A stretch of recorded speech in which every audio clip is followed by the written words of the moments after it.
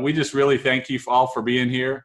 And we've got our team here. Karen's going to be kind of monitoring the chat and that sort of thing. So if you have any questions for us at any time, put them in the chat. And we are going to have some time at the end to do some Q&A.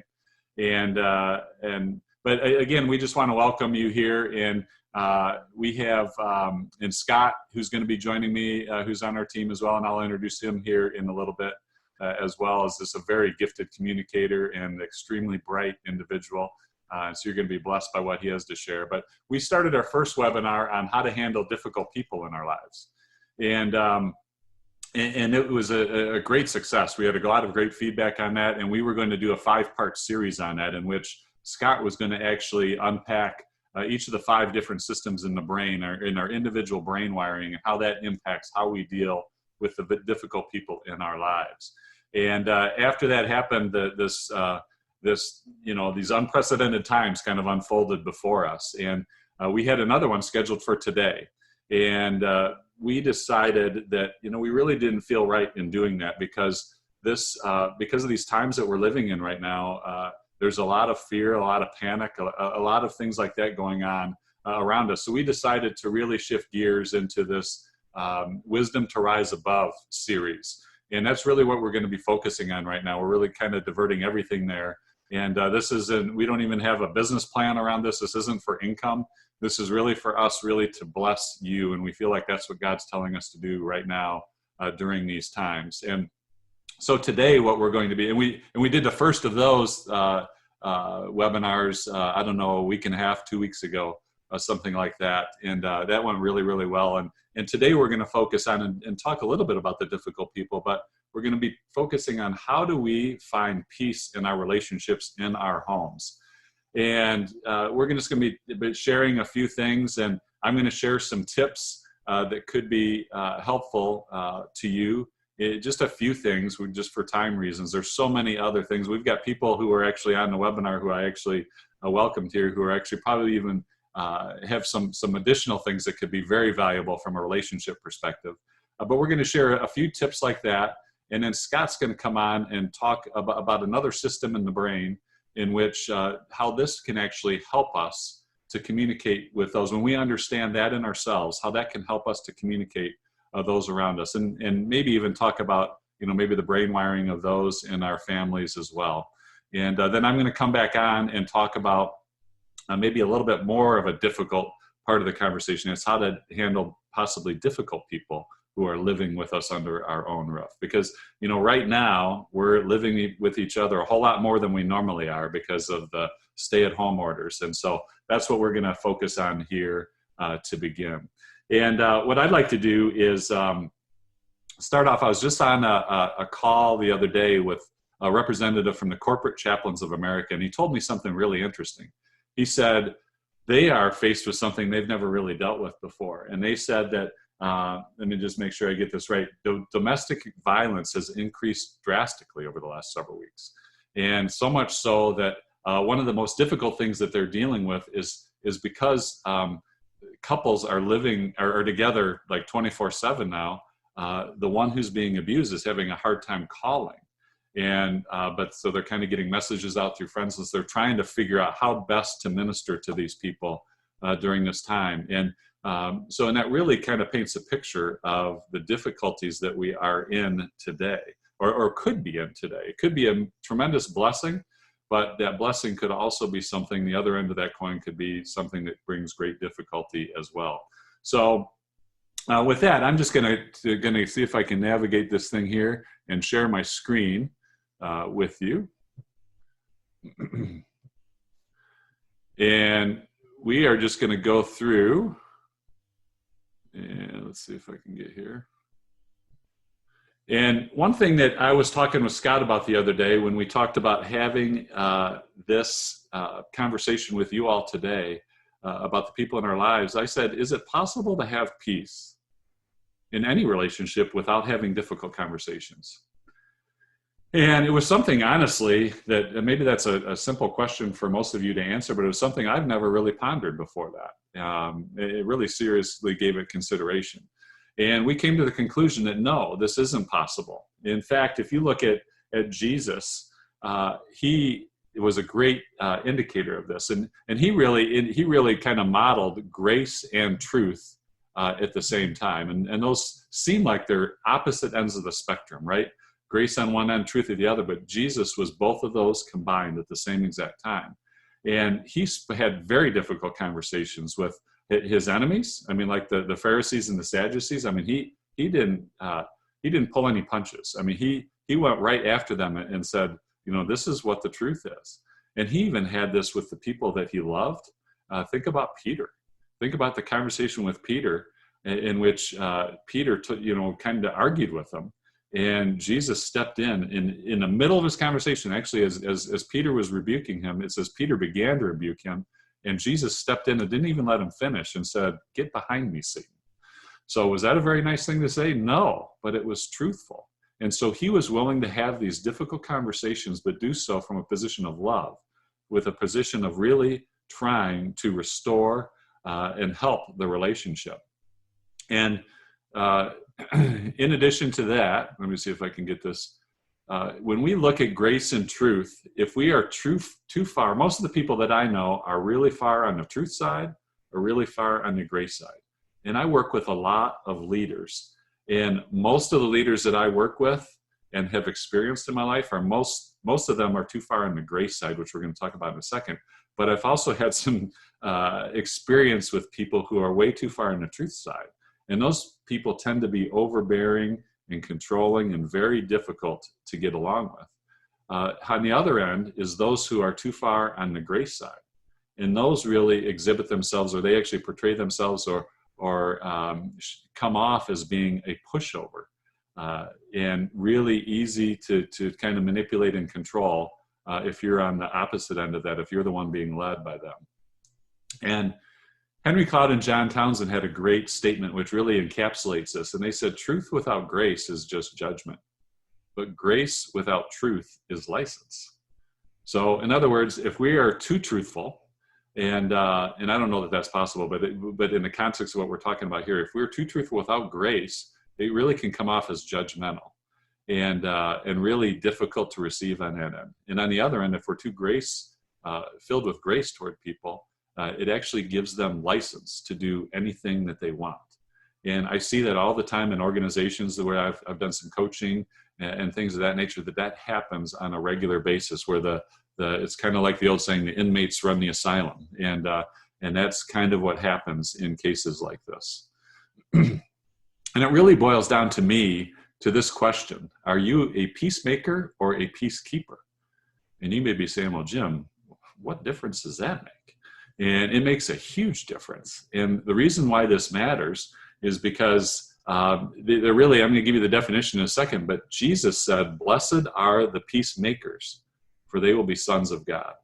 And by the way, the women who are on the call here, that's what Scripture says as sons. You know, us men we're part of the bride of Christ. So I think you can be okay be called sons here as well. But if you'd like, it's sons or daughters of God. But the point is that Jesus says we are blessed if we are a peacemaker, not if we're a peacekeeper. And a peacemaker is somebody who's willing to speak truth. Jesus was the epitome of a peacemaker.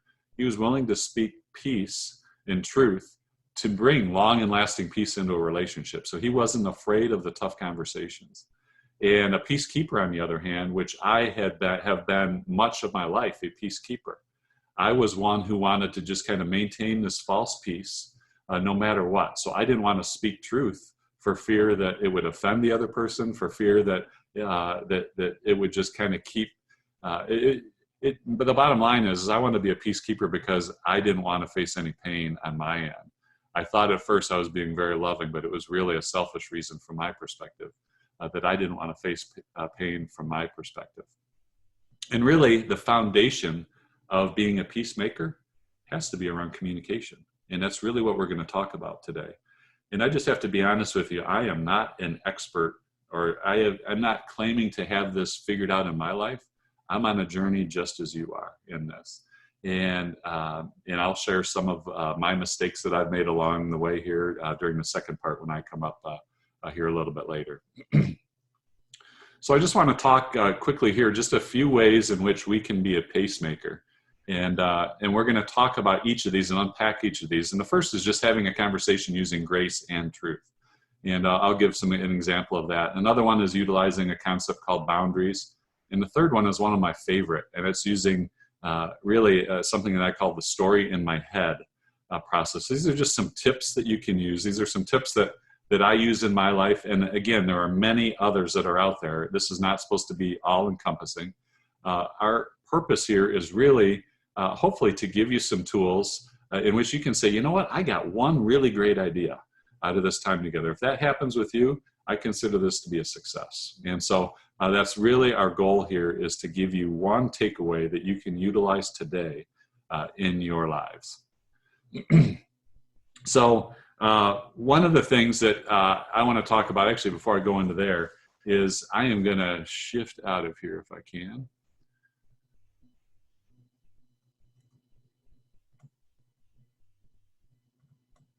All right, so there we go. So me and technology. So let's just, we're in our homes today. So let's just say you're a couple and you've been married for a while, and you just love one another, and things are going along great in your marriage. And all of a sudden now we have these stay-at-home orders.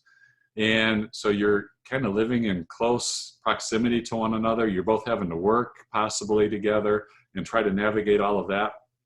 And you've come to this conclusion that is like, wow, I love my partner, but I don't think I can be with them 24/7. I need some time alone. Perhaps you're a processor and you just need to do that, but whatever the reason is, you need some time alone. So how do you have that conversation with your spouse or anyone in your house for that matter, while at the same time letting them know that you still love them, that this isn't about, you don't want to, be apart from them or anything like that, but you just need some space from time to time. And, there's many different ways to go about this, but this was just kind of the way that I might approach it, utilizing this grace and truth concept that is portrayed by Jesus in the Bible quite frequently. And I might have a conversation, Carolyn is my wife. I might have a conversation with her and say, you know what, Carolyn, I love you deeply. And it's such a blessing to be able to be with you 24/7 here. But, I've come to a really kind of a revelation recently about myself.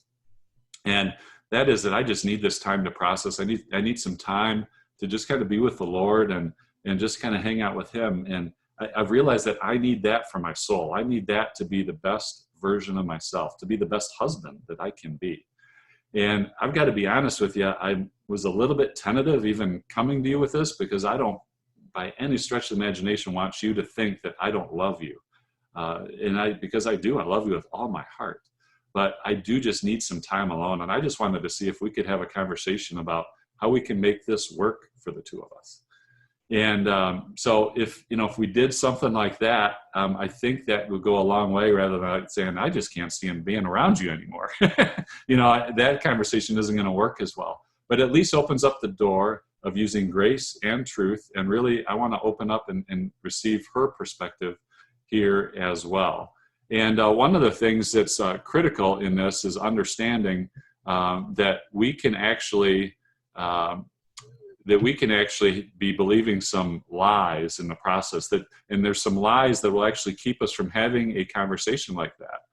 And so having a conversation like that on one perspective is like, well, I'm selfish for wanting to be by myself. I'm selfish for wanting to do this and take care of myself, because I'm really going to be hurting my wife in the process of having this conversation with her. But that couldn't be further from the truth. It's not hurting her. It's actually just speaking the truth that you're experiencing right now.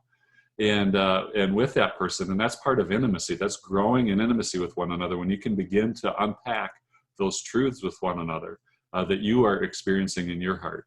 And we're going to talk about the last technique that I talk about is a phenomenal way to do this in a way that kind of takes the pressure off the other person. But the bottom line is how does Jesus tell us we're to love others? He says, love others as you love yourself. Well, I had to go through a lot of pain in my life to come to the realization that I had not been loving myself, because I was allowing people to really do negative things to me and really abuse me in many cases. And as a result of that, God just opened my eyes to the fact that I wasn't showing love to myself.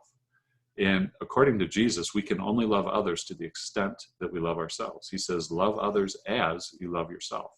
Well, if I'm not showing love to myself appropriately, by Jesus's definition, even though I may think I'm being totally loving, I cannot love the other person, in this case, my wife, in terms of the conversation with Carolyn. So we need to dispel these lies and focus on the truth here. And the other lie is, I can't speak truth and maintain this relationship. I believe this for years and years in my life with all sorts of relationships. I believe that I couldn't speak truth and keep my friendships. But the truth of the matter is what I was doing is really trying to play God. I was trying to be him to control outcomes. The outcomes aren't mine to control. They're not yours to control. We are just called to do what God's telling us to do. And he tells us to speak the truth with love. And so we need to speak the truth with love with one another and leave the outcomes to God. Even though they may be really painful and may be awful, we need to be obedient to what God's telling us to do. So let me switch back here. So let's just pretend that that you have a teenager at home, and your teenager, let's say he's a 19-year-old son, or it could be a 17-year-old in high school. It doesn't matter. They're both going to be at home. And so they are at home, and you've come to the realization that you need this time alone. And so you kind of work something out. Say, I tell you what, when I go in my room and I'm doing work and I have my door closed, I need you to just be quiet. I don't need to hear from you at all. And so I need you to just leave me alone. And it may just be like a half hour at a time. So if you could do that, I would be very, very happy. So I only want you to come to me when there's an emergency. And I mean a true emergency. Well, let's just say that, all of a sudden they're coming in and they're knocking on your door, and you say, yeah, what is it? Come on in. And they come in and say, Mom, I'm bored. And you're like, that's not an emergency. Say, yes, it is an emergency. And so now you start walking through what the reasons are for emergencies and all of that. Well, let's say they just keep blowing through those boundaries. They just keep doing it and keep doing it and keep doing it. So what do you do in those situations in which they're blowing through the boundaries and they're not listening to you? Well, here's where you start instituting some consequences that might make some sense. So you could say to your son, son, I love you dearly. And, but you need to understand that I need this time. I need it for me to be the best mom that I can be. And so I need this time. And I've asked you repeatedly not to come and bother me, but you continue to do that. So what I'm going to have to do is, if you come bother me again, and it's not like a medical emergency, you're going to be without your phone for the next week, or whatever. You use whatever currency will help drive the behavior that you're looking for. And you want the consequence to kind of match up to whatever the actions are here. But that's just another technique that you can use in a very loving way. That's also providing grace and truth in this process as well. So when we look at the lies that could be formed there,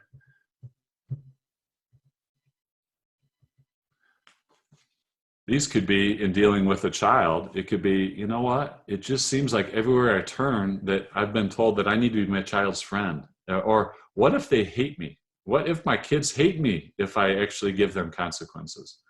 Well, we can go on and on and on about that and about discipline, but the bottom line is you are not your teenager's best friend. And you are not responsible for entertaining them. Quite frankly, when we have a teenager living with us right now, and I've had other teenagers living with me obviously as well. And when they're bored, I'm actually elated because I want them to be bored, and I want them to try to figure out how they can work that out on their own, because they're going to have to do that in life. And obviously when kids are younger, it's a totally different story. When you've got toddlers and the like, it's a totally different story. And I'm not trying to say this is the same, but as our kids age, we're raising adults. We're not raising children. We're raising them to be adults and self-sufficient adults. So we want to transition them into self-sufficiency gradually over time. And as they get to be 18, 19, we want to increase that level. And in fact, I remember a counselor telling me that, you know what, your job is to increase the discomfort in their lives as they age. And it's much like the eagle. You've heard the story about the mother eagle. who actually, as their eaglet begins to age, starts to pull all the feathers out of the nest. So the nest becomes more and more and more uncomfortable, because you want them to take the next stage in their development. And so that's absolutely a critical thing to do. So let's talk a little bit about the other technique that I talked about, and that was the story in my head. And you know, and let's just use the child who's coming into your room, or let's even say it's your spouse who's coming into your room. And really, you know, however that makes you feel is important in this process. And I actually learned this technique from Brene Brown through when she spoke at the Global Leadership Summit a number of years ago, and it just has really stuck with me.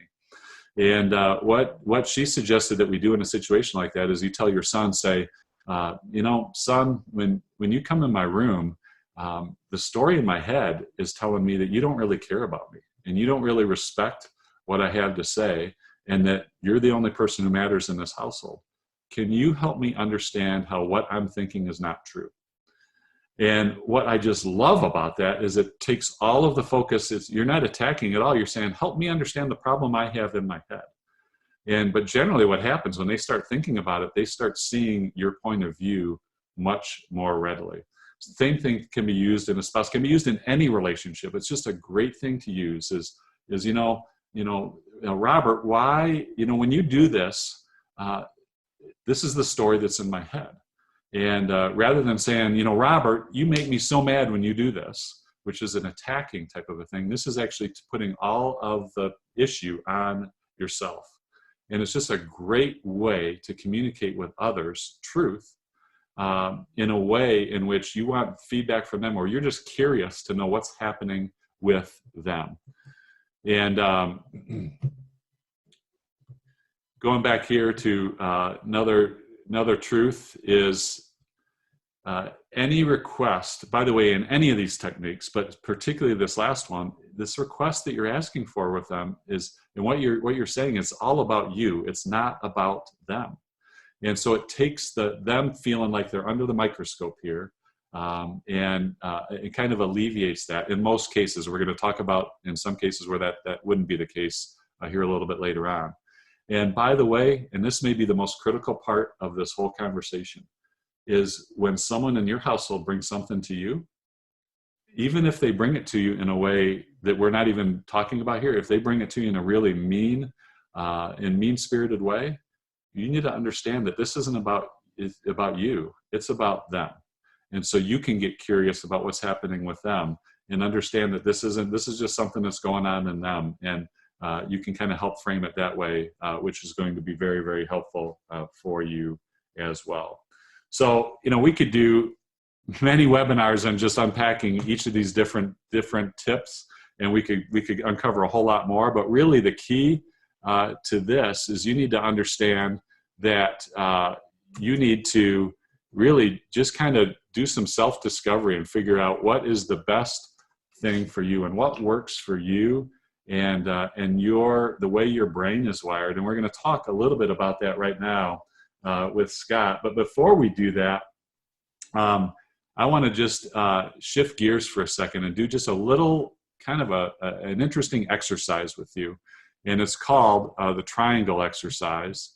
And so if you have a pen and paper with you, I want you to just get that out right now. And if you don't worry. You can actually do this on, actually, I'm going to do something. We have just a few ground rules we're going to cover here first. So just a few ground rules in having difficult conversations. And again, we can go on and on about these, but a good thing to do, and you need to lead this in your household. You're going to have to be the one who's going to have to lead with this in mind. Even if your spouse or your kids aren't doing this, it's really good to listen without being defensive. It really brings the guard down. No name calling is a good thing. No yelling, raising your voice. No tit for tat. You know, if your spouse comes to you and say, hey, it really bothered me when you did that, and you said, but you did that to me last week. That doesn't work. You want to make this your responsibility and take responsibility for what they're saying, if there is responsibility to be had. And always using never or always is not a good idea. That just really, because that's never true, right? So using never or always, or using, well, you know what, I'm not perfect. Are you expecting me to be perfect?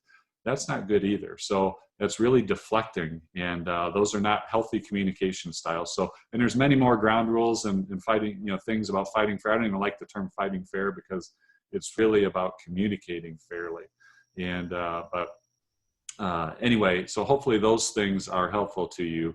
And one of the key things in communicating with somebody is to be curious and seek to understand, even when you feel like you're being attacked, because that can really disarm people. And even if you're being attacked, there's usually a nugget of truth, or often there's a nugget of truth in there for you if you're willing to dig for it.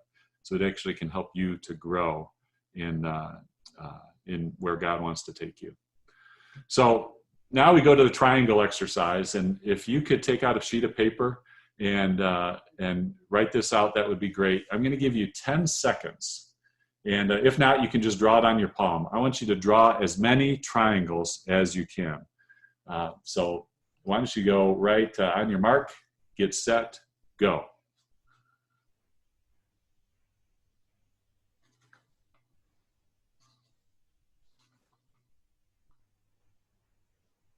Okay, stop.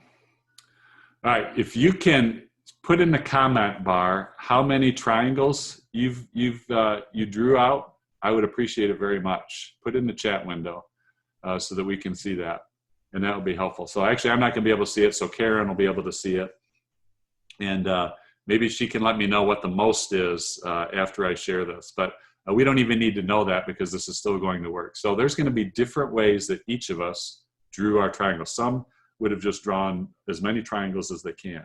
And I started doing this in a workshop that I lead on a pretty regular basis with business owners about 9 years ago. And I thought there was a way to do it. And I thought this was the way to do it.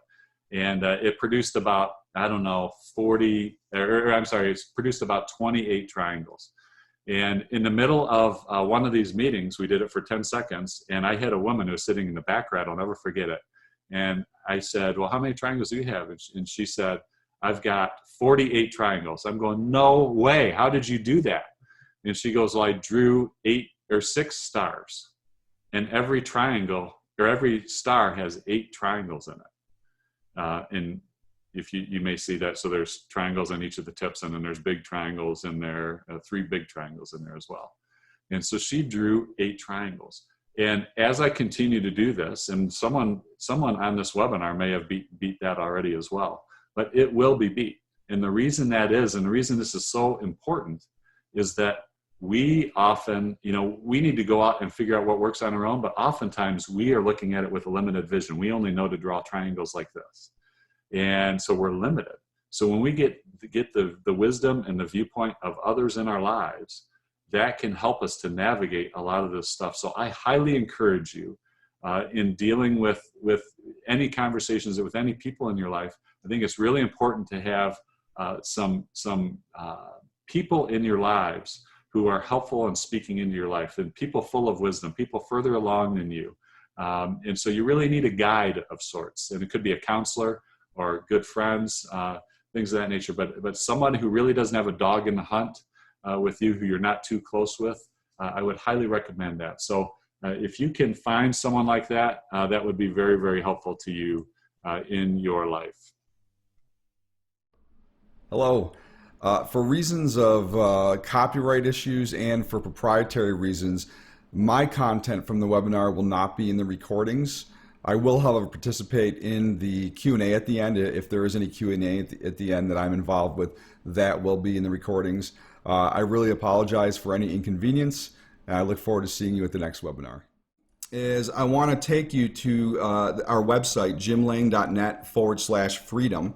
And what that will do, jimlang.net/freedom will redirect you to this page here, okay, which is jimlang.net/marriage coaching. Jim's recently finished, his 6th book, 7th book, sorry, Jim. I think his 6th book, and it's a fantastic book, and we're going to be giving away a number of copies of this book shortly here. Not today, but you're going to be getting an email from us. And we're going to be giving away a bunch of hard copies, if I'm not mistaken, of this book. The Happy Wife, Happy Life Deception, How to Stop Walking on Eggshells and Be the Man You Were Made to Be. And we also coach women. I mean, there's women who are in passive relationships where they're passive and their husband is dominant. It's not just for men. I mean, but you know, the book is a good read for men and women. But this is some of the coaching Jim does and that we do is helping people that are in submissive roles with dominant people in their life. And so you can go to jimlang.net/freedom and get a free chapter of the book. Okay, right here. Just send me a free chapter. And shortly, maybe early May or something, we're going to be emailing all of you with an opportunity. But please only take a free copy of the book if you really need it or if you know somebody who needs it, you know, because we only have a limited amount. So, Jim, I'm going to hand it back to you. Thanks very much. So I've got a little bit of technology envy when I look at Scott do all that. First of all, he knows how to navigate things with the button. I start speaking when I'm still on mute and all that. So thank you for the grace that you've given me there. And by the way, with the book that Scott mentioned, we've had many women who've read it. It's written from the context of a man, but many women have read it and gotten great value from it as well. And so we will be sending that out. And we are going to ask for payment just for the shipping charges on that. But anyway, I appreciate that. So Scott, thanks so much for sharing what you did. Really valuable information. And, you know, what we've discussed really up to this point has been primarily dealing with people who are in a fairly normal state of mental health.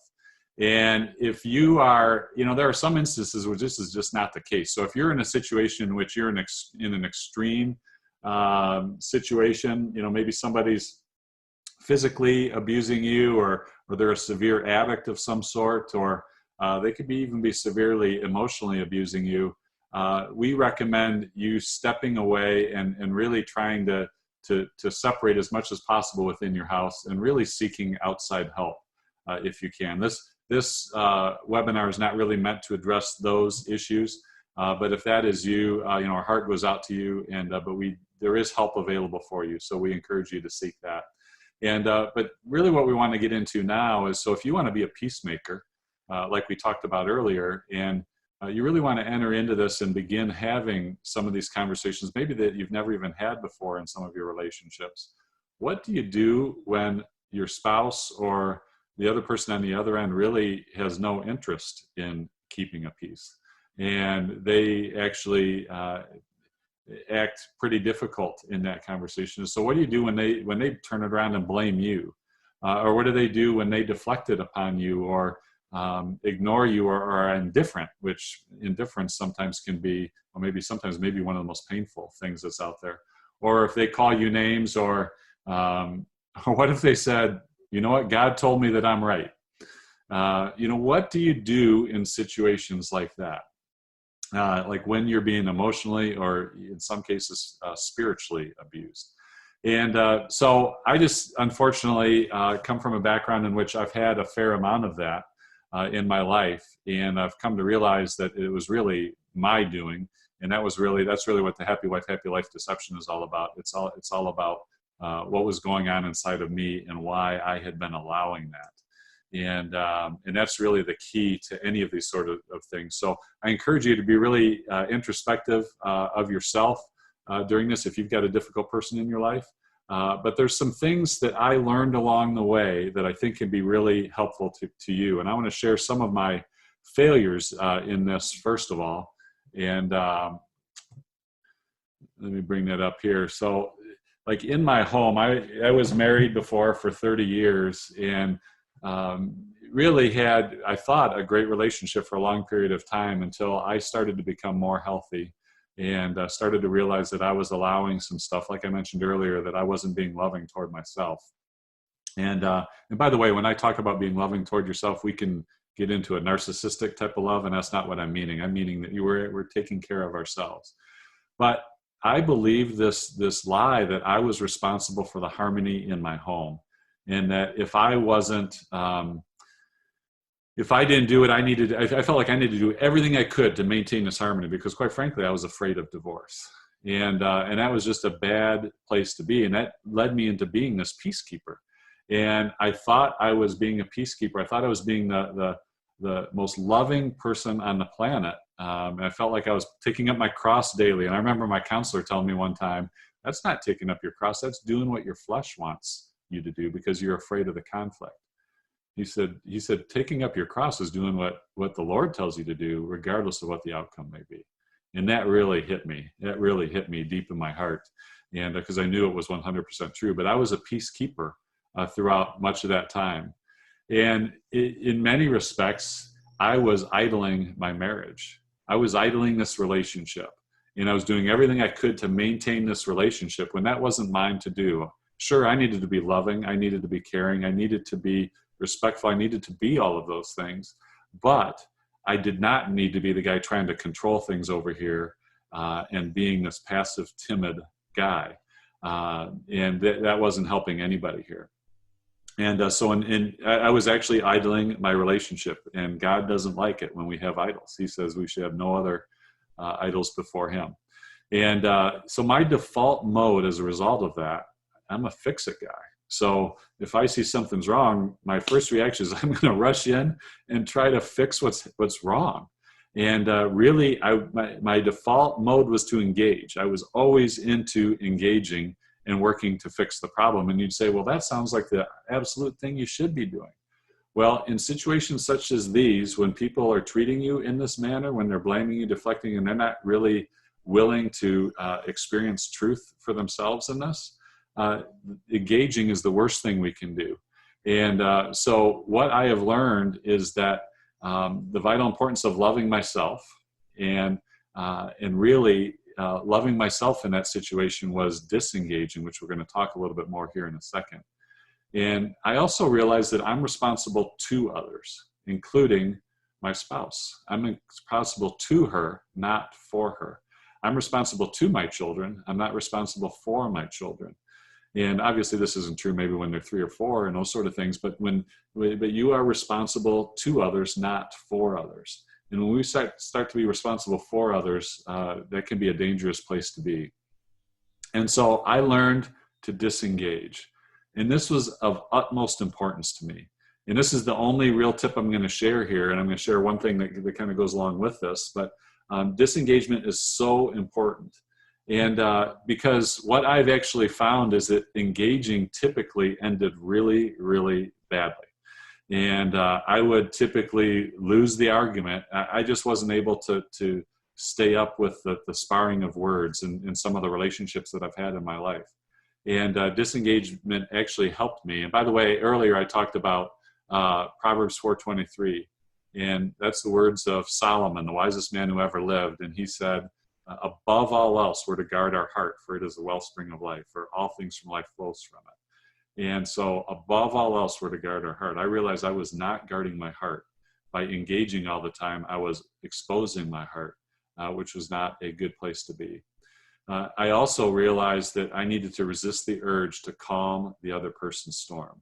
And this is critical. If somebody else is upset about something, it's not our job to fix them. It's our job just to respond in a God-honoring way and let God deal with that person, no matter how close they are to us in our lives. And the other thing I came to realize is their unhappiness. And I always thought if someone was unhappy, that was a bad sign, and that meant there was something wrong with me. And that's not true. In a case like this especially, their unhappiness sometimes can be one of the most positive signs, because that can actually be a sign that change is taking place. And typically you're upsetting their comfort zone. When you're acting in a different manner, it's upsetting their comfort zone and taking them out of that. And nobody likes that. And so that can elicit some interesting reactions. And so that can really be a sign that you're on the right path to really helping your relationship. And the bottom line is we need to remember that the outcome is up to God. It is not us. And one of the most critical things, or one of the most helpful things, was when I had an encounter with God around the verse James 1:19. And that has to do with disengaging. And that verse says we're to be quick to listen, slow to speak, and slow to become angry. And I always thought that verse meant that we were to be quick to listen to the person that we're talking to. And that's certainly true. But that scripture does not say to whom we're to be quick to listen. And I realized that can also mean to God. And so when I was in the middle, I've had a number of these relationships in my life in which people would treat me pretty poorly and say some things. And I don't know about you, but I've got this spiritual gift. It's not listed in the Bible, but I know it's one because I've got it in spades, and that's the gift of snarkiness. And when somebody kind of treats me badly, I don't usually raise my voice. I don't anger very quickly, but I can be snarky at times. And God really began to convict me that that wasn't a God-honoring thing. So by the way, I know it's not a spiritual gift, but so just so I don't get any hate mail out there. But I would act this way. And this is when I had this encounter with God about this verse. And I realized when I'm in the middle of a situation like that, when someone's treating me that way, if I can go to God first in the midst of it before reacting, if I can say, God, if it's as simple as God help me, whatever, God, give me the words, God, show me what you want me to do. I found that when I had the wherewithal to do that, I was able to respond rather than react, and respond in a God-honoring way, which is much different than reacting in doing something that I would regret later. And so that's something that has been very, very helpful to me. And I hope that's something that can be helpful to you as well in helping to disengage in situations like that. But I really had to rid myself of the head trash that I had about disengaging, because I felt it was so un-Christian to do that. But it really is not. And it's something actually Jesus did often as well. So disengaging can be a tool that can be really helpful to you moving forward. So with that, I'd like to open it up for questions right now. So if you'd like to put in the chat box any questions that you may have, that would be awesome. And we would love to hear from you. Oh, there we go. Great question. Yeah, great question, Teresa. So no, do people tend to be high and low on all the systems? Some of the systems often, not often. So no, people are normally in the middle. And technically the middle is bigger than a third, actually. The middle is actually 38%, interestingly enough, on the bell curve. The average is, there's 38% are in the middle. So most people are in the middle on most of these. But I've coached thousands of people, mapped thousands of people's brains, and only one time did I ever have a client that was in the middle all the way down. And, it's interesting because I said, you're an outlier. And he's like, what do you mean? I'm like, you're an outlier in being in the middle all the way down. And he's like, that's profound, right? So in being super, super, super average everywhere, he was an outlier, just a bizarre, uncommon profile. I said, you should be a counselor. He's like, I was thinking about becoming a psychotherapist. I'm like, it's a perfect fit for you. So great question. Yeah, no, but there are exceptions where people are they have a bunch of outliers, but everybody's in the middle most of the time, but there's always surprises, and usually we're not aware of them. We're like, wow, really? I'm an outlier here? Okay. So interesting. Hey, Scott, I just turned Teresa on so she can, if she wants to, ask a question. Because I think that question could be read another way, and I want to see if Scott answered your question, Teresa, and if not, if maybe you could rephrase, because I thought maybe it meant on the 6 different subtraits, if they were high and low on all the subtraits. So, yeah, Teresa, I just wanted to. Yeah, no, I got the question answered. No, I think that, yeah, that is what I was wondering. I guess, it's interesting. Do people, do couples, do they tend to be the same or different, or like, what's the standard on that? So opposites attract, right? No, baloney. Opposites do not attract. Some opposites attract, some opposites repel. So in the United States and in most of the Western world, 80% of the marriages, this is a different system. I'm going to talk about the attention focus system, which is the ratio of testosterone to estrogen in the brain. People who have a very, very high attention focus system tend to be organized, methodical, planning, systematic. They tend to be driven. They tend to be perfectionistic, okay? People who are low on the attention focus system are flexible, easygoing, spontaneous. 80% of marriages is a high attention focus married to a low attention focus. The high attention focus, who's orderly and organized and perfectionistic and clean and organized, they enjoy the flexibility and spontaneity. And the people who are spontaneous and flexible and easygoing, They enjoy somebody who's going to manage the finances and keep the house in order. So it's this incredible area where opposites attract. However, after 10 years of marriage, right, it's some of those things that were cute in the beginning start to get a little frustrating. But so it depends. If we look at this system, the stimulus system, the extroversion versus introversion, usually, no, those opposites do not attract. Usually an extrovert wants to have an extroverted spouse, and usually an introvert wants to have an introverted spouse. And you can imagine why. So it depends. But really, the strongest correlation is the attention focus. Two opposites getting married. It's the strongest correlation of marriages in the Western world, certainly in the United States. Thank you. You're welcome. Let's see. I'm trying to read through the Q&A. So Kendra, we will be making the webinars available, but only to people who register for the webinar and for a limited time, perhaps. But my content will not be in the recordings because of proprietary and copyright reasons. But all of Jim's content, I think Jim is planning on making that available. Yeah, so you'll be getting an email with that information. And by the way, we have a question from Carrie. It says, can you train yourself to become more extroverted, approachable, pace, group, etc.? What a great question. What a profound question. So, people talk about the neuroplasticity, right, of the brain, the amiability. The brain is flexible and can change, it can morph, okay? Well, when we talk about that, most people don't know, we're talking about one thing. We're talking about the neocortex, the sheath that wraps around the entire brain that has 6 layers. All right, the neocortex is unbelievably plastic. It can absolutely change and adapt. But the neocortex is only responsible for memory and intelligence. Okay, the central nervous system changes almost not at all. In our entire life, from childhood to elderly, are the systems I'm going through don't change. Very little. Some of them come in from the out to the inside a tiny bit. Very little. So certain things like patience is almost absolutely untrainable. Silas, he has no patience. If he runs into the coffee table and hurts his leg, he'll look at the coffee table and growl at it. And so I know that because patience is not teachable or changeable or trainable, that I can't change him. All I can do is teach him how to manage with values, beliefs, and character, how to manage his responses and his reactivity to events that try his patience.